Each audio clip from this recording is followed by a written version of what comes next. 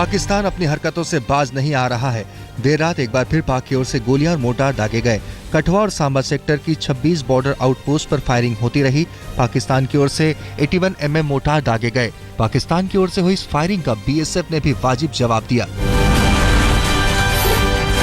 Border पर गोलीबारी के बीच पाकिस्तान के कुछ ग्रामीण बॉर्डर पार करने की कोशिश करते देखे गए हैं। खुफिया एजेंसियों के सूत्रों की माने तो ये लश्कर तैयबा के आतंकी हो सकते हैं जो देश में दाखिल होने की फिराक में हैं। विदेश मंत्री सुषमा स्वराज ने पाकिस्तान को खरी खरी सुनाई है।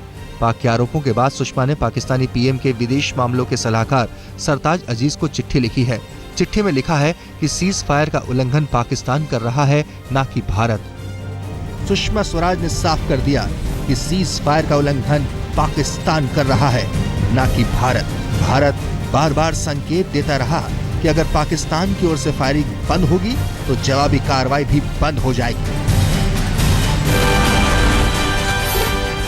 पाकिस्तान के दो मुहे रवैये का एक और मजमून देखिए। एक तरफ भारत में आतंक की साजिश रच रहा है तो दूसरी तरफ अपनी जमीन पर आतंकियों की एक और जमात को सजाए मौत सुना रहा है। शनिवार को भी 6 आतंकवादियों को मौत की सजा सुनाई गई।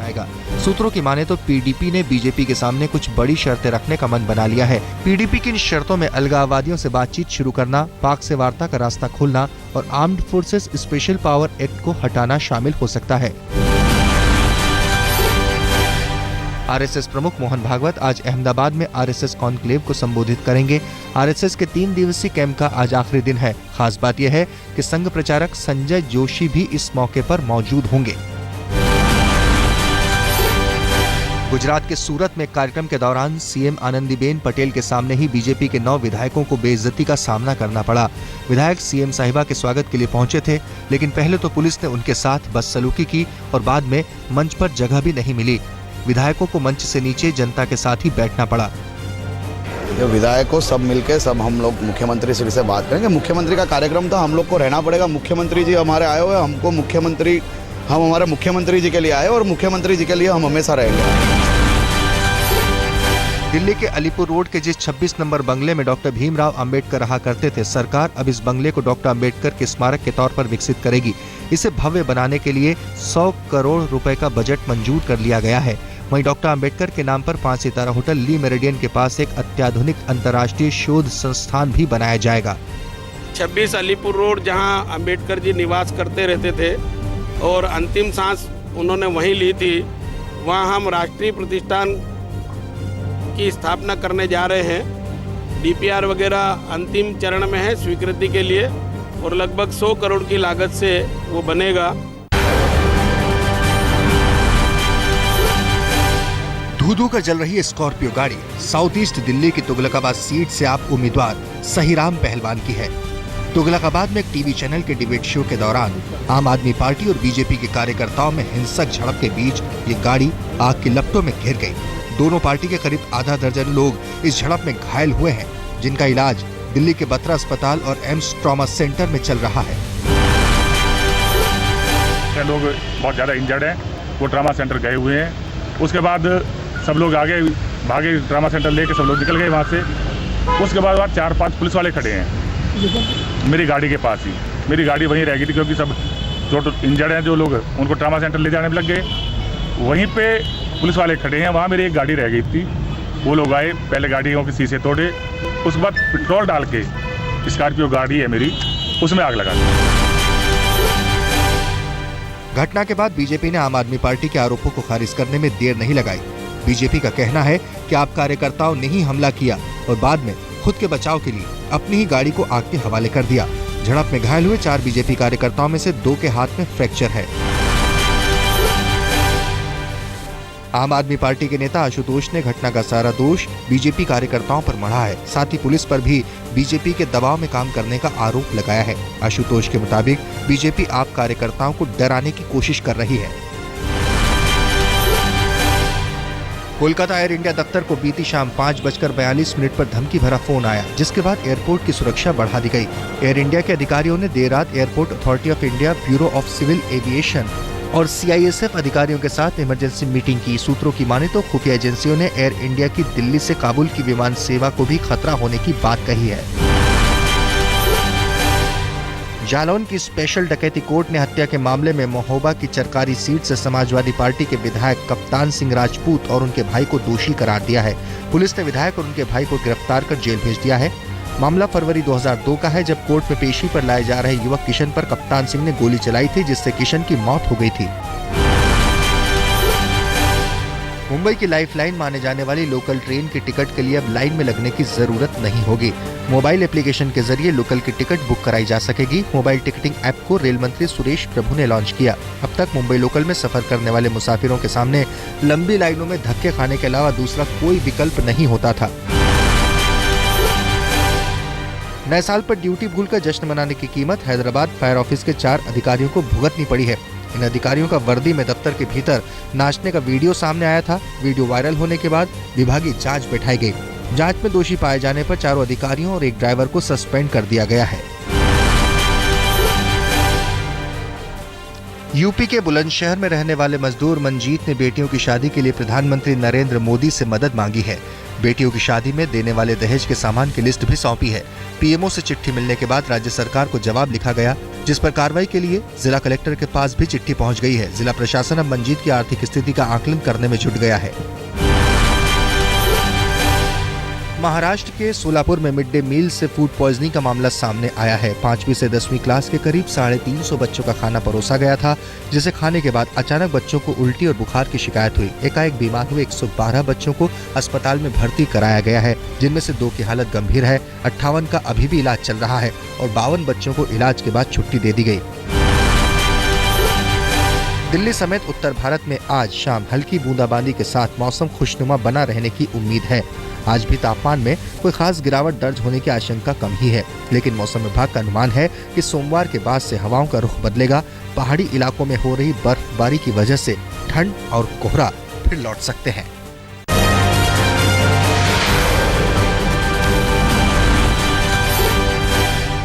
मुंबई के गोरेगांव में हुए हिट एंड रन केस में पुलिस ने आरोपी को गिरफ्तार कर लिया है। गोरेगांव में हुआ यह हादसा सीसीटीवी में कैद हुआ था, लेकिन तस्वीरों में इनोवा गाड़ी धुंधली दिखाई दे रही थी। हादसा 8 दिसंबर को हुआ था, लेकिन पुलिस के हाथ अब तक खाली थे। अचानक पेट्रोलिंग के दौरान एक इनोवा गाड़ी को शक के आधार पर पकड़ा गया और पूछताछ के दौरान ड्राइवर तेज बहादुर रामचंद्र गिरी ने गुनाह कबूल कर लिया। हादसे में घायल हुई 45 साल की महिला राजामती अब तक अस्पताल में जिंदगी और मौत के बीच झूल रही है। कानपुर के रेल बाजार थाना इलाके में कृष्णा अस्पताल में एक मरीज की मौत पर परिजनों ने जमकर हंगामा किया। परिजनों का आरोप है कि मरीज की मौत डॉक्टर की लापरवाही से हुई। इतना ही नहीं, परिजनों का ये भी कहना है कि 10 दिन तक मरीज की मौत की खबर को अस्पताल ने आईसीयू का भारी भरकम खर्च वसूलने के लिए परिजनों से छुपाए रखा। कानपुर के अस्पताल में मृतक मरीज बीजेपी का कार्यकर्ता था, तो बीजेपी विधायक भी परिजनों के साथ आ खड़े हुए। विधायक के साथ स्थानीय थाना इंचार्ज भी मौके पर पहुंच गए, जिन्होंने हालत पर काबू पाने के बजाय खुद ही अस्पताल प्रशासन को भद्दी गालियां बकना शुरू कर दिया।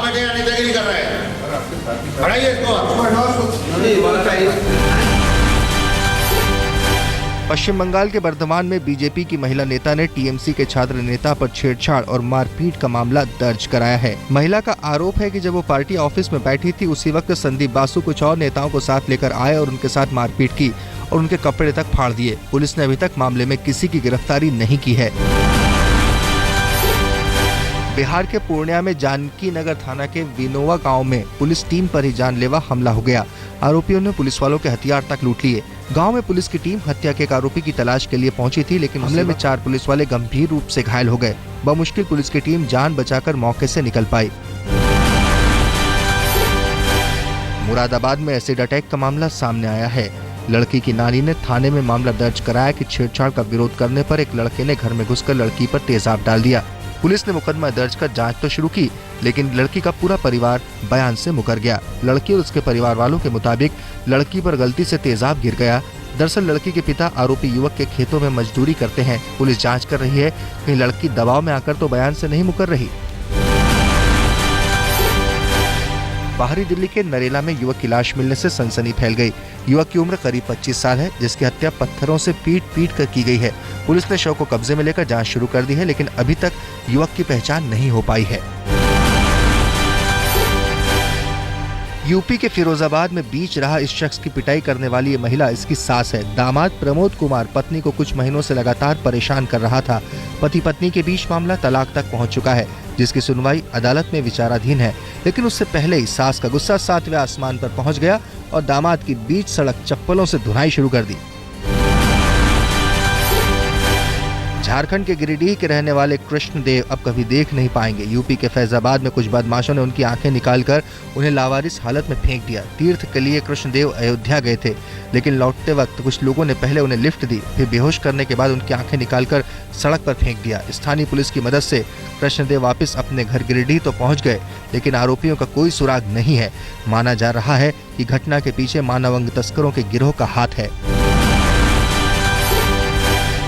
यूपी में खाकी वालों की बेशर्मी एक बार फिर कैमरे में कैद हो गई। मथुरा पुलिस लाइन में तैनात सिपाही ऑन ड्यूटी शराब में धुत था। यूपी पुलिस के सिपाही ने शराब के नशे में जमकर हंगामा किया। बाद में बामुश्किल साथी पुलिस वालों ने उसे काबू में किया और उसे मेडिकल के लिए अस्पताल ले जाया गया, लेकिन सिपाही की हरकतें खाकी वर्दी को शर्मसार करती रहीं।